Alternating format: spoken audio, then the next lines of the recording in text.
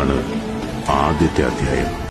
െല്ലാം പറന്നു പോയി പുഞ്ചക്കണ്ടം തന്നിലിരുന്ന് കൊത്തിട്ടും പറക്കിട്ടും തിന്നുന്ന കൊക്കെ തികുതെയ്യാതിലൊരു തവിട്ടുകൊക്ക വെള്ളക്കൊക്ക അതിനോട് നമുക്കിപ്പോ പോകണം. അങ്ങനെയാണെങ്കിൽ അങ്ങോട്ട് പോവോ? ആ സ്ഥലത്തേക്ക്, അവരുടെ മധ്യത്തിലേക്ക്.